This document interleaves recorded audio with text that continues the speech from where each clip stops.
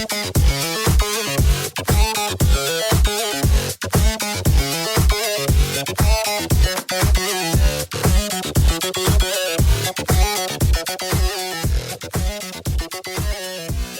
everyone and welcome back to the show. We've got another special episode for you today, and here today with us we've got none other than Clayton Warwick from Queensland. Clayton joined us at KTSO, went through the entire thing for 7-0, is that right, Clayton? Yeah, 7-0. Luckily. 7-0 and took away first place and absolutely did everybody in Queensland proud. And it was honestly an honour for me to host you and the rest of the team from Queensland. Welcome to the show, mate. Hey, how's it going? Yeah, good. Thank you, mate. Good. Thank you. Now, what we'd love to understand, mate, because obviously, you know, prior to you coming to KTSO, we hadn't heard much from people like yourself or even the group settling scores. But how did you get into Kill Team, mate? Well, I got into Kill Team like early March this year because the previous year I'd picked up a Necron Combat Patrol and tried out 40k a little bit, and I didn't really like it too much. And then some other people that I knew were like, "Oh, there's this thing called Kill Team," and then I like naturally gravitated over there because it's a lot less expensive than big 40k. Yeah, I picked up my Jaegers, and then I've been playing since March. Yeah, and I think we covered off in I guess the first episode with John South, just the entry point into Kill Team, not only from a cost perspective, but just being able to get more games in far less time is something that's really attractive for a lot of people as well, right? Yeah, I would say that, but I don't think my games were quick for the first few months, to be honest. I think I was playing 40k times for a while there. Look, it's definitely late, as you know, but hey, from March, you've certainly come a long way. And that, I guess that start in March, you know, right through to October, I guess taking out first place at KTSO, mate, that's a huge trajectory. Yeah, I know. I just fell in love with the game. I've just been like full send for this half of the year, basically.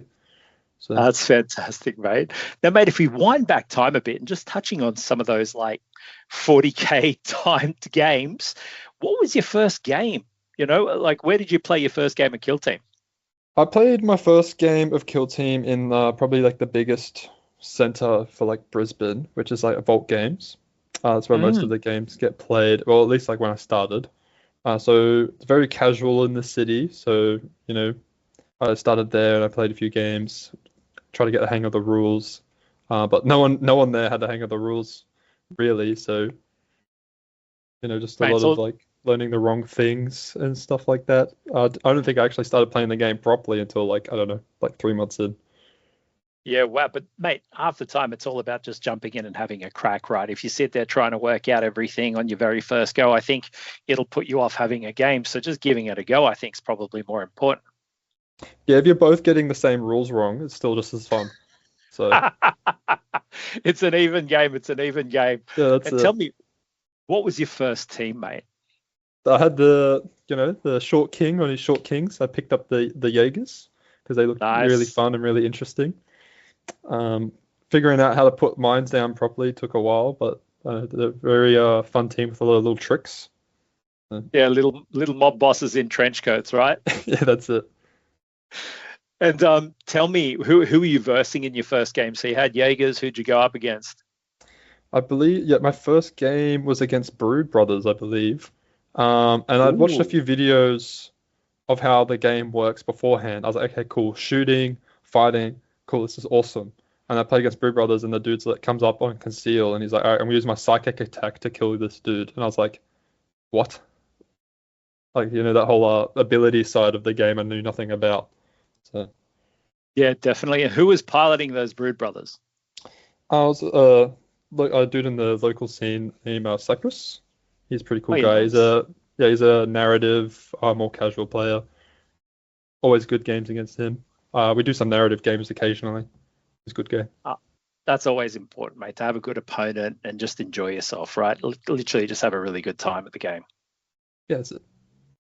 And tell us a bit more about your scene and settling scores. You know, connected with Nick and Fabian and a few others. It was a pleasure to meet everybody at the tournament. But tell us a bit more about the scene and how it's going. Well, the scene this year, from what I understand, because I only joined this year, from what I understand, sorry, is really exploded. So we got a Mm-hmm. few teams up here in Queensland. We got the Free Folk, which has like Mm-hmm. Adam and Taz and some of the other guys, and then we got, you know, I'm not going to say the best team, but maybe in Queensland. Settling Scores got some of the. I'll say they have some of the nicest guys here. So you've met both the Knicks, they're awesome people, and Callum and myself when we came down. And then we also got Ian, who does tabletop War War Masters. Master, yeah. Yeah, and Tee then you up there, that's awesome. yeah, he's really cool. And then I think we have Friendly Warp Fire, and then a few other little teams. Oh. But it's all like casual competitive fun between the teams.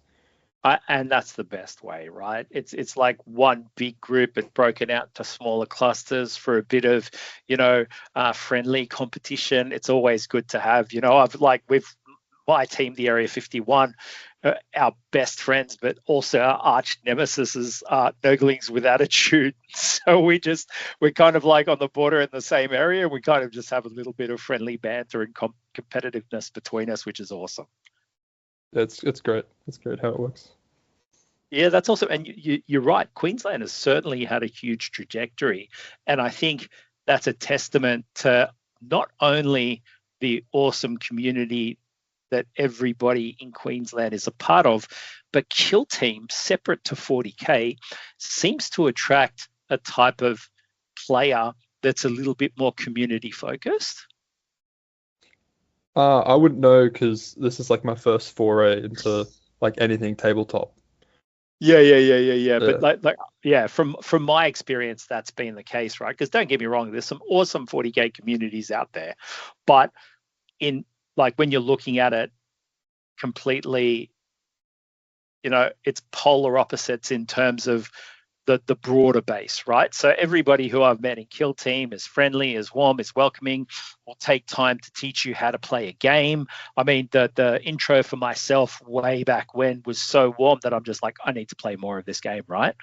And so I think that's, again, a testament to why Queensland's grown so much because, some of the people you mentioned, Adam, Taz, Ian, a few of the others, Max Sylvie, Andrew further up, just absolutely amazing guys, warm, salt of the earth kind of people.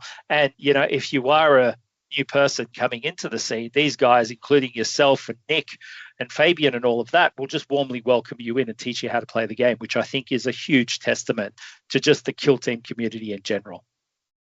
Yeah, definitely. I would say Kill Team is a very, very fun game. I love it to bits, but like the community is the best part of it, definitely. That says a Oh, lot because, it is a good game. We both know this. yeah, hands down, it's a good game. And just focusing on settling scores for the moment, because you guys came in droves, right, to KTSO. You had the T-shirts.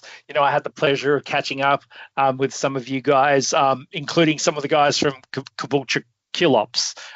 So Dan and Leroy. But tell us a bit more about settling scores. How many of you guys are there? I don't have an exact number, but I think there might be like 8 or 9 of us from the top of my head. But yeah, it's just Pushing 10, yeah, which pushing is good. 10. It's just big in Kill Team numbers for where we're at. Yeah, it's just a bunch of like the local guys that go to Ian's tournaments, and then Yeah. we slowly recruit more new players. So if anyone is in Queensland and looking for a team, you want to meet some friendly faces. Yeah, for sure. Definitely. Yeah, go out and check the guys. And where do you guys play, just so people know where to find you? From a mixture of spots. So Mhm. there's Vault Games, Clayfield, and Vault Games Brisbane, where I play most of my games. Then there's also Nexus games down near Logan area, where I Oh also yeah. play, and that's where a lot of the other guys play. And then just recently, I think the guys a bit further down south have started playing at Gamers Village, which is really nice. Yeah, that's right. That's right. Nick was mentioning that as well. Yeah. Phenomenal. So a few spots if anybody wants to come and learn and connect with the gang from settling scores. Yeah. And tell me, mate, moving over to KTSO, because obviously, again, you came, you you absolutely owned, and you took Chaos Cult, right? Yeah, I took the Colt because I love them. Charge Fight. They're a very nice team. Yeah. And tell me, what was your experience at KTSO like? It was a really good experience. It was my first like 2-day event. Beforehand, I've only been to like 3 or 4 rounds. So Hmm. I was a bit stressed about that. But I came in and then everyone has like warm, friendly faces. Everyone's very nice. But yeah, after 7 games in 2 days, I was very wrecked. Oh I yeah. think I spent the entirety of Monday just sleeping and napping because I was on holiday. Yeah. Definitely, you would have been in a vegetative state, right? Your brain certainly turns into soup, even if you're playing 7 rounds and an elite team, right? Let alone 7 rounds and cults. Yeah, 14 dudes to always micromanage that are like two or three bolter shots from death is a bit much for 2 days, I found out. Literally. And your experience, your opponents, how did that go? Like versing people. All my opponents were great, very friendly. It's just like up in Brisbane, it seems to be the same everywhere. It's just intent is everything. So there's like no feel bads or anything like that. The games were like super competitive. Um, yeah, it was just like everyone was nice. I had a few tough games, but that's like to be expected. So Yeah, who would you say which ones were your tough games? I think my Canoptech game definitely. Yep. And then the 4 times I had Death Watch, also tough. And also the Goremongers at the start were a bit tough. That matchup's always a bit iffy, I find. But yeah, Yeah, and tell me who was running Canoptech? I think it was Chang Yang from Yeah, ACT. Chang. Chang is an absolute legend. Massive shout out, Chang. He's honestly not only a solid player, but just an amazing opponent, right? Yeah, he's a very amazing opponent. It was the 7th round, so we are both pretty. Our brains were mush. I think we literally took like a 10-15 minute break, just like hydrate up and like rest our brains a little bit, like in the middle of turning point one. Just a bit of a pause there, right? Just a bit of a pause. Yeah, I think we're at a point where like I don't even know where my activation's going. Can we like I can't figure this out. Can we just take a few minutes for a breather? And I was like, yeah, I need to go to the toilet. It's okay. I just need a mental break. I think we both need a mental break, right? That's hilarious, mate. That's hilarious. Okay, so Chang was your final match, is that correct? Yeah, it was the final match. And if we wind back to your first match, you said it was Goremongers. Yeah, Who was that? I forget the name. I would have to get BCP up to Yeah, let me remember get it everything. here. Alan Flick, Alan, the absolute legend. Yeah, it was a really nice game. It was on Tomb World. And it was like I think it was an open map, so Gormunga's threat range is like on Oh, full display there. So I was like, I can't really move up without all my dudes dying. Um, so I was like, it was really tough because of that. I think the mission was my favor from memory. yep. Um, but yeah, I was just able to create a few choke points and then force some positive trades with my torments to stop him from getting all these aspirants in the back line.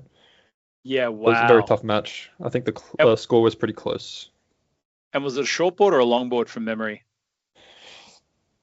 I can never tell with the Tomb World maps which Okay. board's which. Was it? Were you? Did you have a 3 inch deployment or a 6 inch? Aren't they all? Aren't they all four on Tomb World?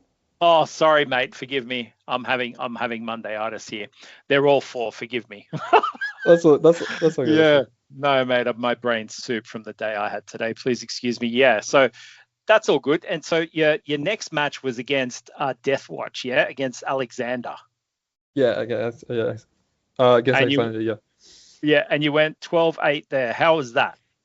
that was like the score does not reflect how the game went because he's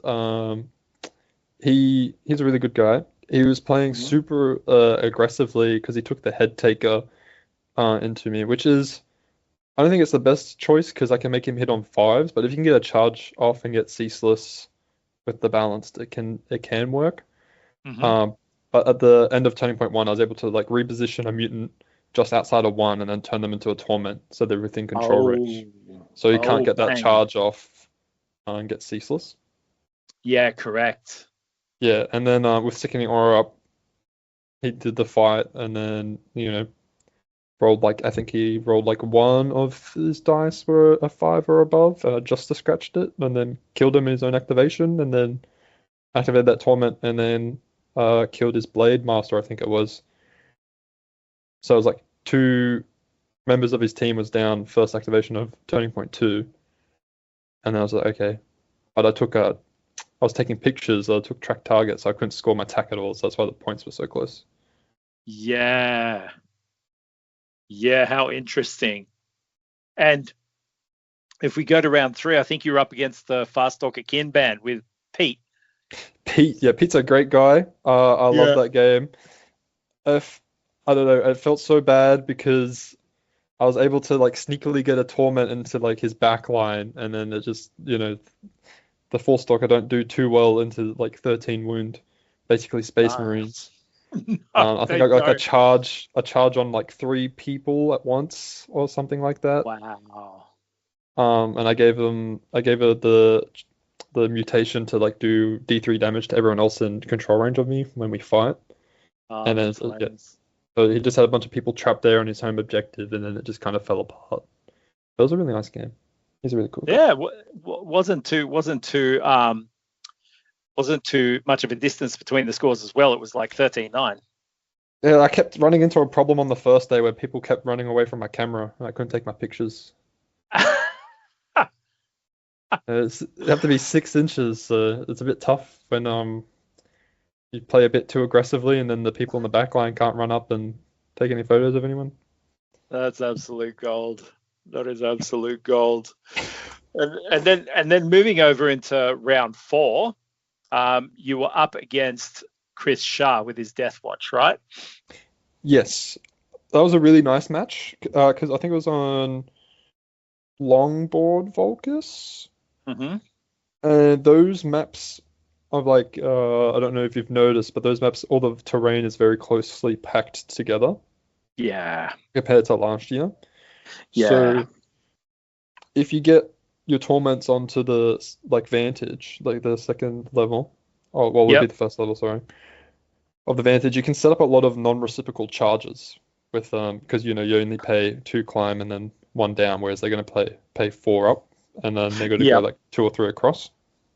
Yep. So I was just staging that like that to contest like the midpoint, his home point, and then I set up like a bunch of guys at my home point so he couldn't come over that way. And I just like had board control for the entire game. So Yeah. Wow. there's not much you can do into that, I found out. So I just played a very patient game. When you only got 5 activations, I got my torments up on the Vantage. Staging threats is really important with Chaos Cult, right? Like you've either got to mitigate risk before you mutate, but staging threats is key, right? Yeah, it's more so threat saturation I find with the team. Yeah, So right. you can have like one forward threat, and then if they want to take care of that before gets to go off, you need to have like your Blessed Blades or your Mind Witch or something as like a follow-up punch.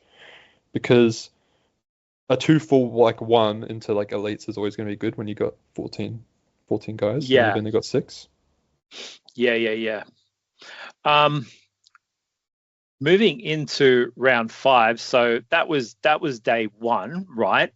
Moving now into round five of day two, you went into Luke Brown, who was running Death Watch. Yes, that was a very, very close game. We actually we played really fast. We had like half an hour at the end of the game, and it was like my last activation. I was just trying to find because we were drawed at that point. I was just like, looked at the board for like a good 5-10 minutes just to try and find something that would work to give me a point. And then I figured out that I could charge my leader into one of his guys that were on my home point because we're playing secure. And he's got 3-4 knives, or fists, sorry. And I was like, okay, I got 8 wounds, so he would need like 2 crits to kill me, or like 3 hits, and I have accurate 1, so I can parry one of those away. I was like, okay, the math's on my side, I should be able to do it. So I charged in. I didn't fight, just stayed there. So would have to counteract fight me, and then he did. He got 2 crits and a hit. I got my accurate hit and a crit. So luckily I got that crit. Otherwise, she would have not made it. So she was alive on 1 wound, and then I repositioned one of my devotees up to the points. I had 4 APL on it. He had 3, and I secured it back to me for that last point that I needed. Yeah, solid. Solid, very close game for sure. Very close game. I think it was the closest game of the 7 rounds. Yeah, and you've had some serious games against Deathwatch, right? Is there a particular tactic you used going into Deathwatch? Yeah, you can. So there's like this really nice, neat trick that you can do into like strong teams with like strong melee with the Colt. If you both have 6 inches of movement, you both have the same charge threat. Yep, correct. So you can put a mutant just outside of that. Like even if it's like 5 or 10 mil, and then if you get initiative, you can turn that mutant into a torment, and then because the base gets bigger, it puts you into range. Yeah, correct. And if you don't get initiative, you just keep it a mutant, and you can't charge it. Yeah, fantastic. That's a really good way of staging a threat. I had that come up a few times, and I'm just like, okay, I'm putting this guy here, so then if I get initiative, I can just charge off when he becomes a torment, and then if I don't, he stays a mutant, you can't charge him. You have to repo dash. And that's 2 APL, and then you shoot, and then I have like my Blessed Blades and stuff as a follow-up threat if you got the dude on engage over there. So you don't want to do it anyway. Yeah. Yeah, that's great, honestly. Look, personally, I've been wanting to pick up Colt, but I've got so many teams that I've assembled and haven't played yet that I don't know if it's worthwhile me actually picking them up and giving them a proper crack. I'm playing Vespid at the moment. I'm loving it. I'm playing Vespid up until this weekend, and then they go, and I'm probably either going to take Wrecker, Raveners, or Canoptech. I haven't decided yet, right? Still in deciding stages of that. Well, they are a very fun team, but they're also a very expensive team, and they've only got a few years left. So yeah. I've got a team sitting here, but it's just a case of too much to play and not enough time, right? From my perspective, and whether my brain can handle it. Charge and fight. That's all you got to do. Charge and fight. That's gold. That's gold, man. And surprise, coming into round 6, you've gone into, again, none other than Deathwatch, and Mike McKenzie from Western Australia. Massive shout out, Mike. Thanks for making the trip over to KTSO. It was an absolute pleasure to host you. How did that game go, Clay? That game was the most chaotic game I played out of all of them. Wow. He's a really good player. He is. Yeah, I think he started around the same time I did, or maybe even fresher, because we were talking about it during our game. But wow, he completely bamboozled me because he staged a threat on the teleporter, and had like a few dudes on the other side, and I was like, oh god, this Space Marine is going to teleport over and do the blast plasma shot and kill half my team. Yeah. Oh god. So I like rushed all my threats over to that side, made my mutant into a torment over there just to like prepare for it, and then he's like, okay, I'm going to reposition off the teleport pad to the dudes at the door, and I'm going to blast them instead. Oh, wow. I was like, oh, that's not good. That's not good for me. And then I lost 3 operatives on that one blast, and I was like, okay, I don't know how I claw this back because I don't have any kill pressure or any pressure in that room now, which was where the center objective was. But I was lucky, and I was able to barrel a torment down into the 2 people he had on his home objective, and with like some really clever staging and double fight and blowing up the torment and everything that came together, I was able to get like just enough damage off to kill both the Deathwatch operatives that were there. And then it was like, okay, you have the midpoint and you got one on the kill grade, but I now have your home point and just got two. So I was able to swing it. Nice. Nice, nice, nice. And your final round again, you mentioned this earlier, but how did your game go against Chang? It was really, really tough. Canoptek is crazy, especially pre-slate. They're very crazy. Yeah. 4 APL on the Geo is just when you got 7 wound dudes, he's just always gonna be chucking that stun thing out and shaking terrain for the fun of it. Hilarious. But no, it was good. I was able to. He took was that Tomb World map with the really thin corridor in the middle. Yeah. So I knew, like from a points perspective, that retrieval would be good from him. So I need to try control the side rooms to like stop that retrieval from getting off. So I'm gonna have to put people forward. They're probably gonna die, but at least he won't be picking up that marker at the start of turning point two. But I ended up taking. I also knew it was a map for Plant Banner as well, so I needed a stage for both. So I put a bunch of Yeah. guys in the middle room where that breach point is, in case he put the banner down. He ended up taking Plant Banner, which was nice. He revealed it pretty early on, so I was able to like fall back from that room I was trying to defend, so I don't have a bunch of guys die. And then I used the teleporter and a few torments and a mutant and a blessed blade to just swarm that corridor from all angles and trap the crawler into the corner where he couldn't fall back from.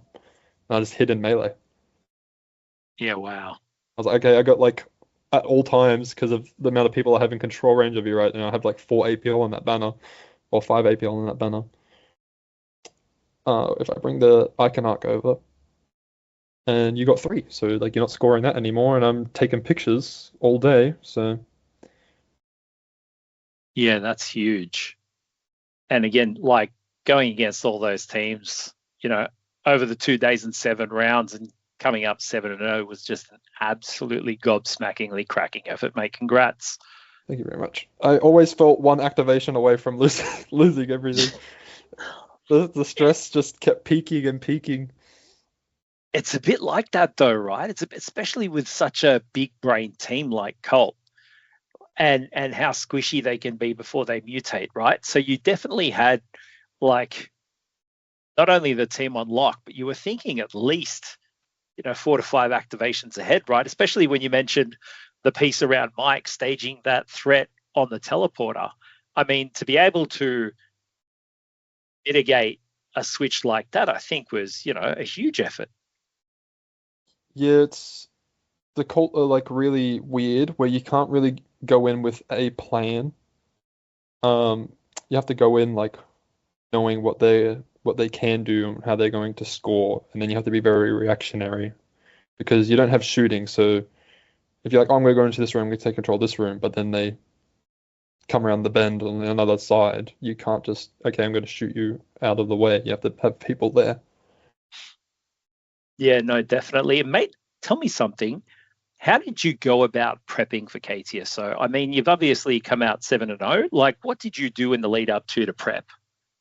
I I had the mindset of with the new tac ops and the new maps, I was like, I'm just, you know, I'm not gonna look at any of the tac ops. I'm just gonna look at track enemy, and I'm just gonna practice track enemy. And I'm just gonna get really good at it, really good at scoring it. Um, and then that was my plan, and it worked. So Yeah, right. And tell me, with track enemy, did you like how many enemies did you track on average per game? okay, so the first day was really bad because everyone kept running away from me. But on the Yeah, second day, I maxed it every game. So yeah. You mentioned taking photos of people and them running away from you, right? Okay. And prepping for KTSO in general, did you play many games with Colt against the gang from settling scores, or Free Folk or anyone like that? Like, did you actually go into prep mode? yeah, I was just like we had a tournament, I think like 2 weekends before or a weekend before, one of Ian's Yep, 4 rounders. So that yep. was good. That was good prep. And then we also had 2 of our leagues running that I joined, and I'd bring the cult to that. So that was also a good prep because I was a bit of a like in the competitive setting. There's a few local guys, like Jay, Taz, and Nick that helped me out Yep. with a few matchups in particular I was worried about. And Nice. then another guy named Mark that helped me out with the Ravena matchup that I was really, really, really scared of. Yeah, right. And tell me something, were there any other teams you were contemplating taking, perhaps, given the, massive wave of Canoptech and Deathwatch, or were you set on taking Colt? Well, I'm like Games Workshop's like most unideal customer ever, and I just only have two teams because I just don't want to. I don't buy much stuff. I'm just like, okay, I got my Jaegers and I got the Colt because I wanted to play Horde, and they're all getting rotated out. So I was like, okay, I guess I get the Curse Colt, and then I was like, okay, I'm happy. I'm content. I don't need any more. Right. And you were never thinking of taking Jaegers? God, though, they are a fun team. But Accurate 2 and Ceaseless is just so good. And that's Yeah, what the no, Colt has, definitely. and they don't. So, If you don't have to roll dice, you don't have to roll dice, right? yeah, my dice always betray me. The amount of fights I had over the 7 rounds that were 3 hits in the fight, and I was like, okay, well, 2 of those were accurate hits, and then I rolled 4 more dice. So Yeah, I copped those accurate hits last week actually with my league game against Ray's, aka well, David, aka Ray's. Massive shout out, mate. He brought Colts into Vespid on Yellow Dark, and unfortunately for him, my Vespid were rolling too hot. But it was a good game, right? Like Vespid, I'm sure everybody's going to be happy when I put my Vespid down after this tournament on the weekend. Over at Diggers we're having, um, which is going to be literally my fourth game out of four with Vespid. So I just want to see how high I can get on that ladder, right? But yeah, super keen to see how they go this weekend. But switch, but the game against David was interesting because I was kind of dominating, and then I kind of let my guard down a bit towards the end, and he had a couple of his blades run into my guys and then just turn them into like bug sushi. I was just like, oh my god, what's happening yeah, here, right? What's happening here? But yeah, great game. And yeah, genuinely, I think people who pick up Colt and I guess figure out the formula like you have will get a lot out of them. Alexa took him to world championships not last year, but the year before, and won with them, and actually, had a mirror match for the final round. So yeah, he definitely knows what's going on with Colts, right? I think Colts are a team, to your point, that are expensive to acquire, but if you've got them, there's just so much you could do with them. yeah, they're just like so fun. Like even though all they do is fighting, they have like little to no shooting. We all know that fighting's the most fun part of the game, so it's not a downside at the end of the day. For And sure. we got 14 dudes that can do it. Like, what's not to love? Yeah, exactly, mate. Anything's possible, right? And you don't know when somebody's going to mutate where, which is really interesting. Did you have any Did you have any MVPs at KTSO? Were like there any operatives that were just like standout legends? Torments I get, but outside of that, were there any funny interactions that you just thought, what the hell? Mine which is my beloved. I don't know, I will take that like little miniature with me wherever I go forever. I love that thing. Really? Yeah, it's just so fun just being able to do 2 damage to people no matter where they're on the map, basically. Yeah, At the end of a literally turning that point. that tick damage is hilarious. It's It literally is. hilarious. And did you use the Mind Witch as a, I guess, as a opportunity to stage threats, or was it just a haha, take this, just for the hell of it? Oh, well, it's not really just for the hell of it. It's a lot of breakpoint stuff that you just use Yep. him for.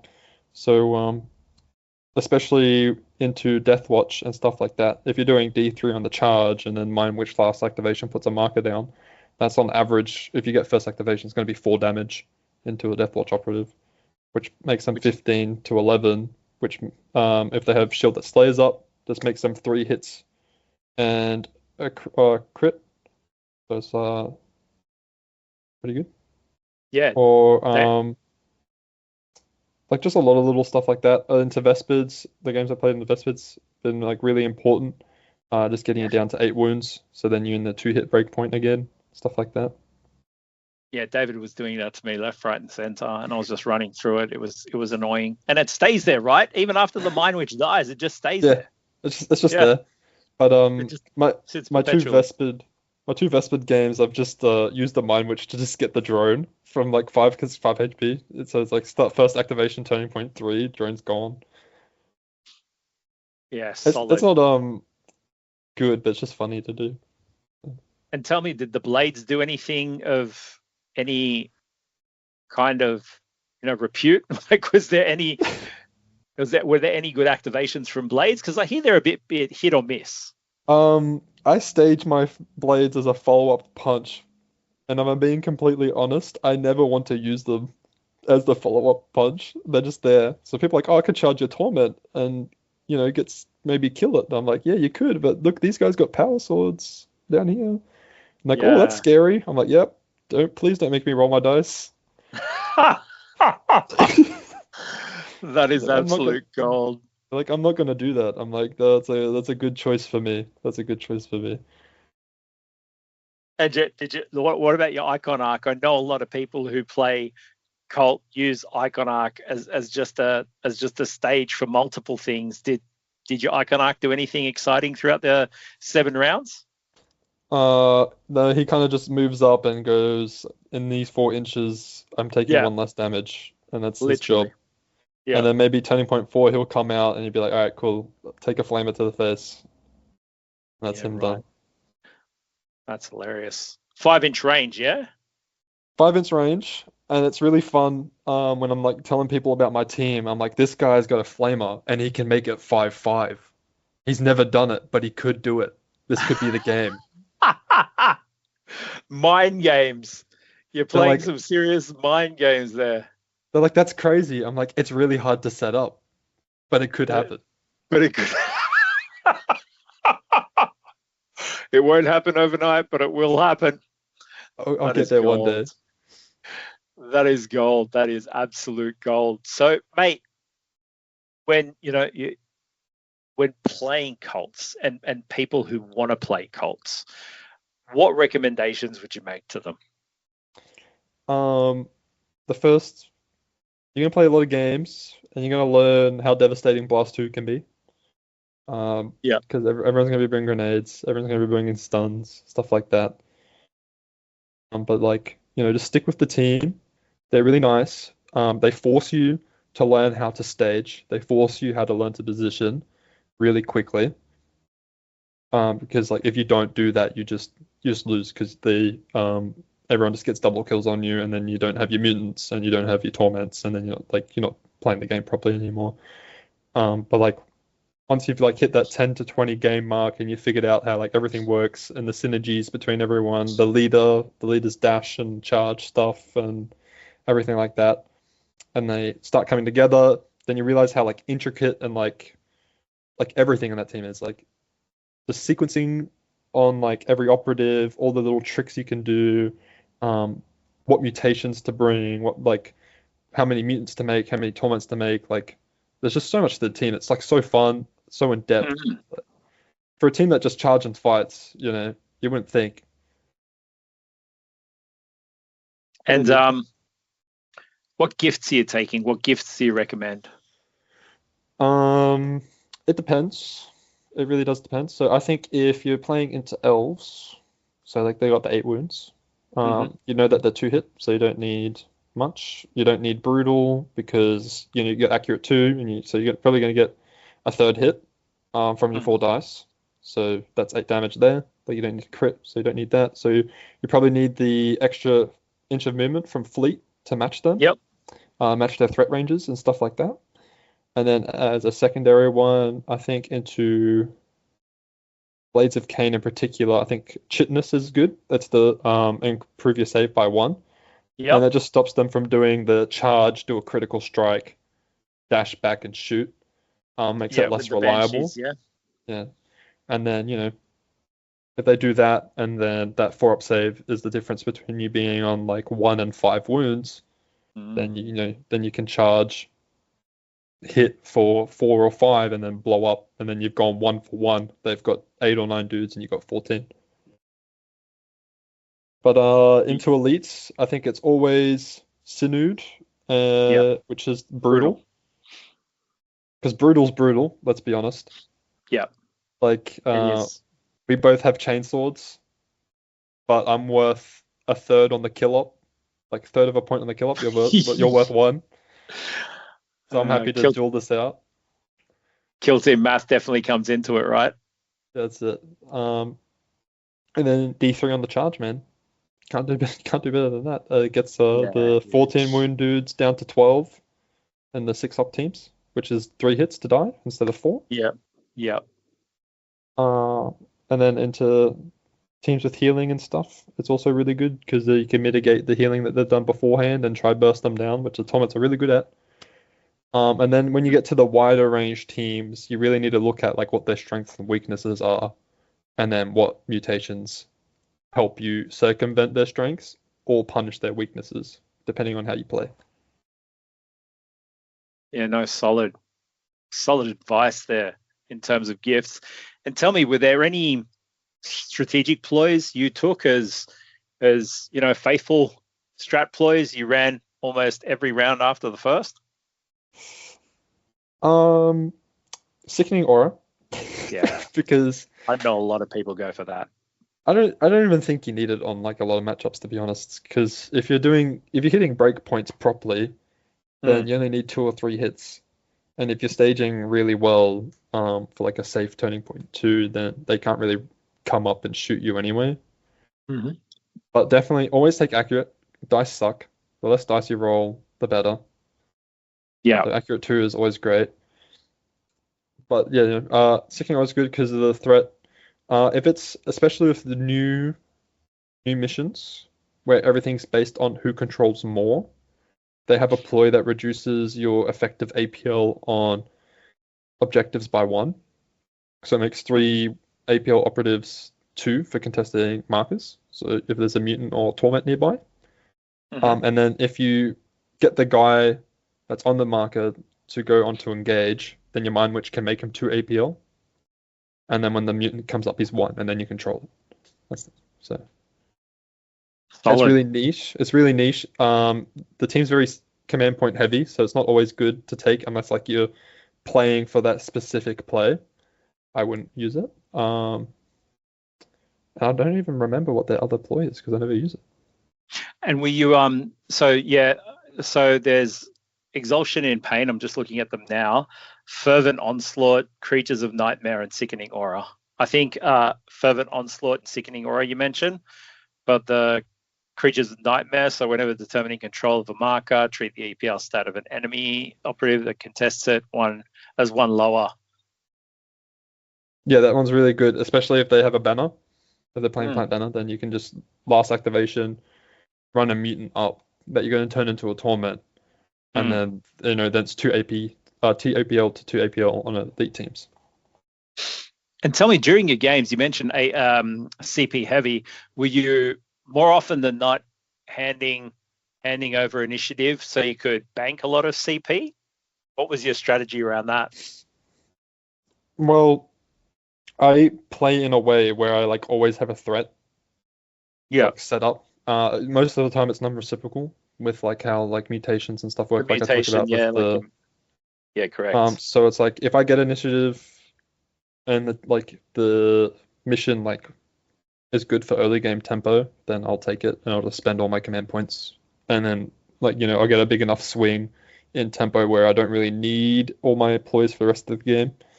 But then if the enemy gets it, they don't really want to like give it to me because they can see the threat as well. So then they'll go, oh, I'll take it, and then I'll get 2 command points. I'm like, all right, cool. This guy's just gonna stay mutant then, and then I'll see you in turning point 3 with the 3 mutants, 3 torments, sorry, because I'll just make the other mutant a torment, and I'll Nice. bring him up, and then I'll have like what 5 or 6 command points in turning point 3, and then I'm gonna use all my ploys and all my firefight ploys with 3 torments, which is like kind of the dream scenario with the team.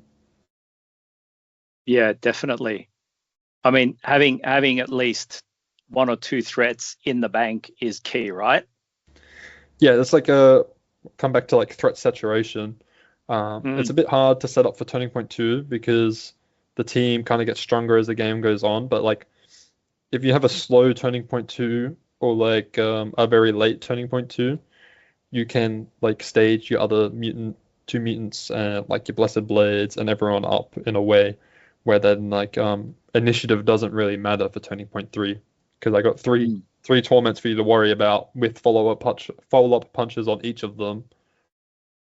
So if you get initiative, maybe you'll kill one torment, but I won't have to worry about that guy because he's already activated. I'll just go get my other threats out, and then you know the team hostages the kill up a little bit, so they're Yeah. always trading positively, which is like probably their biggest strength, I would say. Yeah, that's a good point. That is a really But good point. And yeah, sorry, go. three three torments, which are basically assault intercessor space marines, are one Yeah. point on the kill grade. Yeah, wow. That is 1 point. Yeah, And wow. you're gonna be making three or four of those guys a game. So That's good economics. I don't That is know. good economics. I don't know if you can trade positively into three space marines. Sheesh.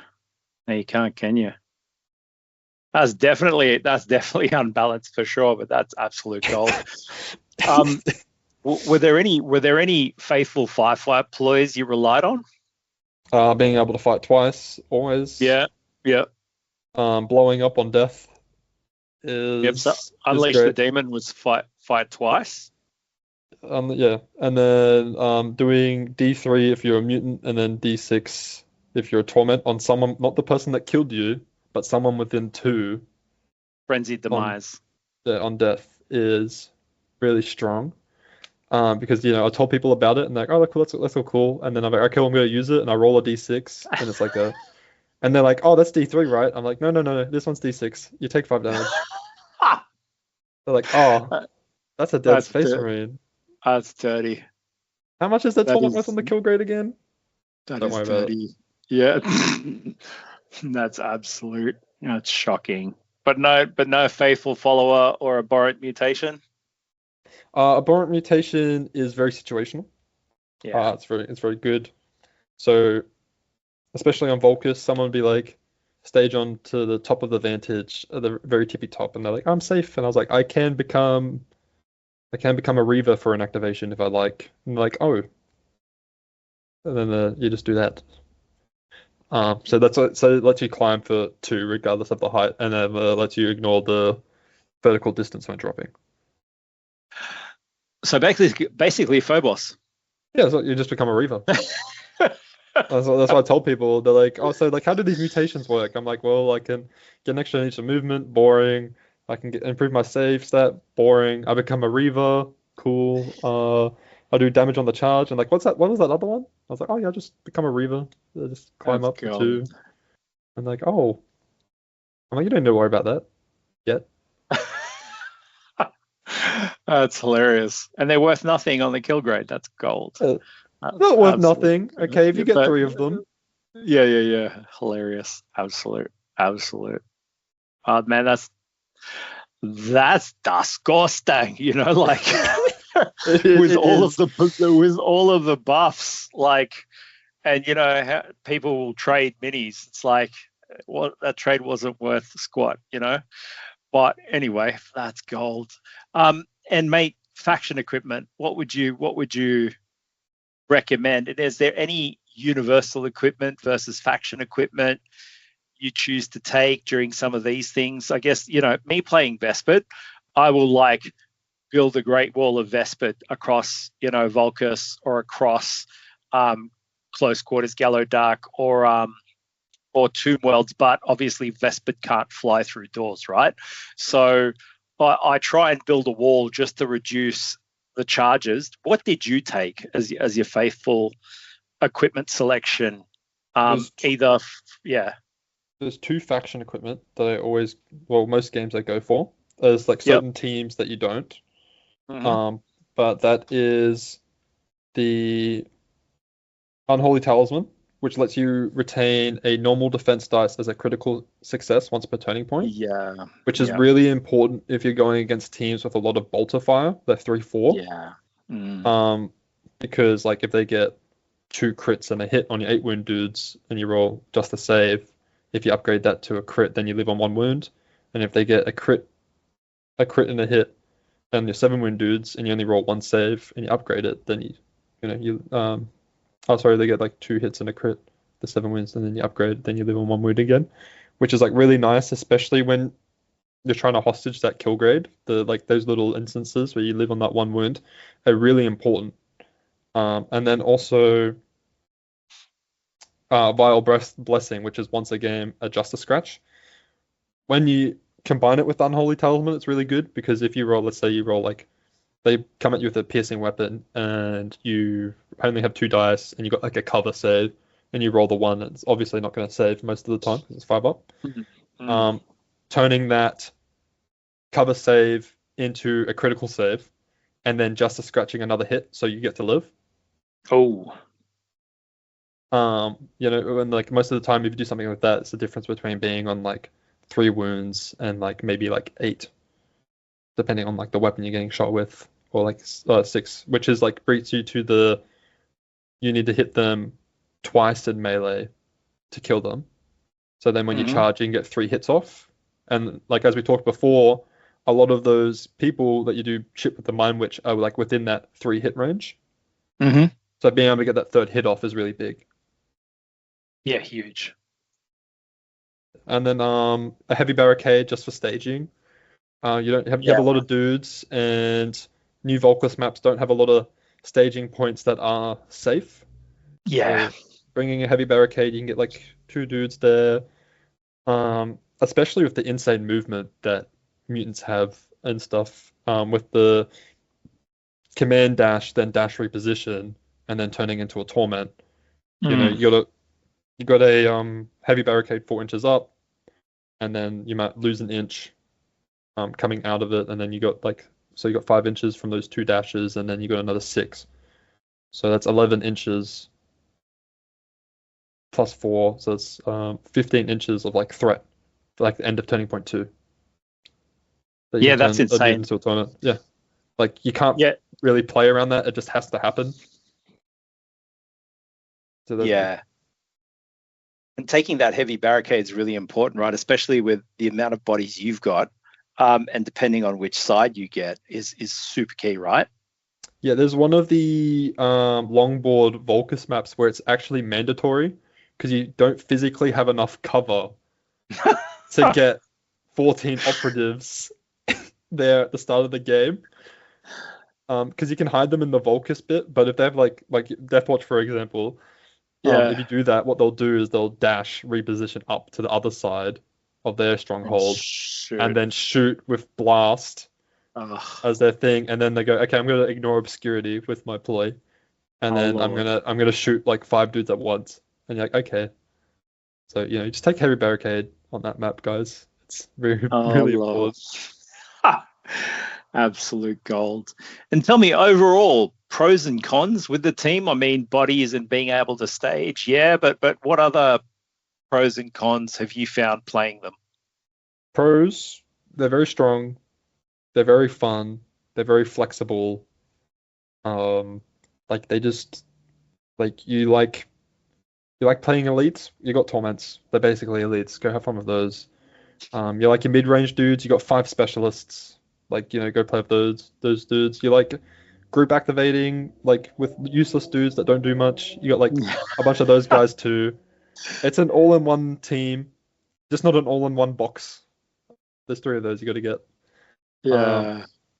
and then the cons I would say is like you can't turn your brain off for a single activation with this team. Like you make a mistake and you're gonna lose 2 or 3 bodies for it. You need to be like very aware of like where you're putting your threats, how you're staging your threats, how the enemy staging, what their threat ranges are. Because if you just like muck it up a little bit, there can be the difference between winning or losing a game. especially with like the 7 wound dudes. Yeah, for sure. And how many games did you have to play till you got into the swing of them? Um, I bought the team for a league, Mm-hmm. and I built them the night before the league started. Mm-hmm. I played that those I was playing in two different leagues at the same time, because the Brisbane ones are split up. Yeah. And I think I got that was 3 games, I think, over 3 weeks. So I had 6 games on the Colt. I got second Yeah. and third in that, and then I think a few weeks after that, I played a few more, and I took him to a tournament at Ian's. I got Mm-hmm. second. Nice. I think I was like 10, 15 games deep, and then I put them down for a little bit to play the Jaegers again, and then I picked them up for KTSO, and I played like I think another like 30-ish games, and then I Now tell got me, the Ian's tournament, and then KTSO. nice. Now tell me, every time you go to pick up your Colts, do your Jaegers look at you with jealousy? Yeah, they're actually all in the same Tupperware container. They at the bottom under the tissues, and then Oh, sometimes I gold. flip the box over. I'm like, I'm sorry, guys. Maybe if you hit on threes. Maybe if you hit on threes. Oh, geez. Oh, geez. That's absolute gold. And tell me, do you recommend people play Colts as a starter team? And look, there's always that discussion around, play a horde team, you'll get your head around it, and then elites will be easier versus flipping it and go an elite team so you get to learn the basics, and then you can move on to a horde team, which is a lot more brain load. What are your thoughts on Colt? Um, I think they're a bit expensive for a beginner team, Mm-hmm. but if you like the team, they're very thematic miniatures. They're very cool miniatures.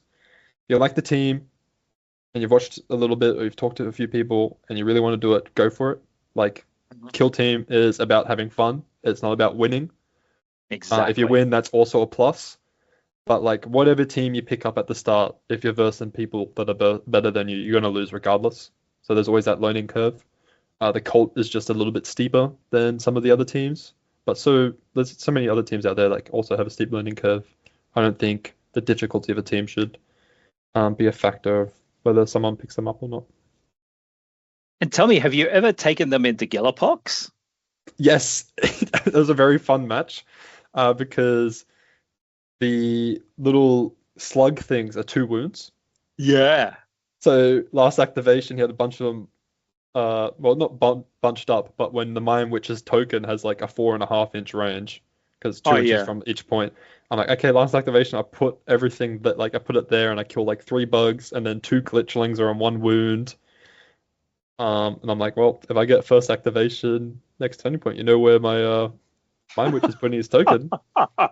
Those 2 little glitchlings. I didn't get it, so I didn't get to Oh, do it. He closed the doors on into the dark.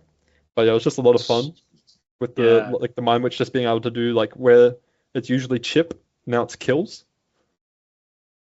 Yeah, That's really insane. interesting. Did you run any of your torments into the Hulks? Yeah, I did actually. I was like, you know what? Like, surely Ye- I 2 torments and first 2 hulks, something's gonna happen.